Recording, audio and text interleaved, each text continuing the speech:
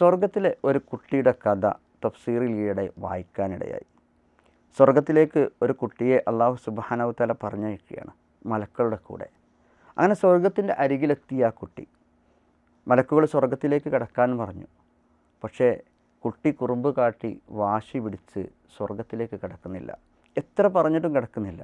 മോനെ, ആ സ്വർഗത്തിൽ നിനക്ക് വേണ്ടതെല്ലാം ഉണ്ട്, എല്ലാം പറഞ്ഞു നോക്കി. പക്ഷേ കുട്ടി കുറുമ്പ് കാട്ടി വാശി പിടിച്ച് അതിലേക്ക് കടക്കുന്നില്ല.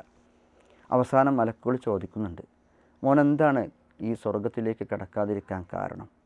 കുട്ടി മലക്കുകളോട് തിരിച്ചു ചോദിക്കുന്നൊരു ചോദ്യം, എൻ്റെ ഉമ്മ എവിടെ, എൻ്റെ ഉപ്പ എവിടെ എന്നുള്ളതാണ്. എൻ്റെ ഉമ്മയും എൻ്റെ ഉപ്പയുമാണ് ഞാൻ ഈ സ്വർഗത്തിലേക്ക് കടക്കാൻ കാരണക്കാരായിട്ടുള്ളത്. അവരില്ലാതെ ഞാൻ ഈ സ്വർഗത്തിലേക്കില്ല എന്ന് മോൻ പറയുന്നു.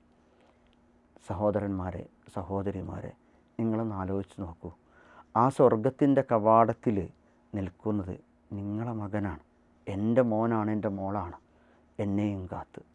അങ്ങനൊരു മകനുണ്ട് എങ്കിൽ ഈ ദുനിയാവിലെ ഏറ്റവും മൊഞ്ചുള്ള സമ്മാനം അതുതന്നെയായിരിക്കും. ഇൻഷാ അല്ലാഹ് സ്വർഗത്തിൻ്റെ കവാടത്തിൽ നമ്മളെ കാത്തിരിക്കുന്ന മക്കളായിട്ട് നമ്മുടെ മക്കൾ വളരട്ടെ.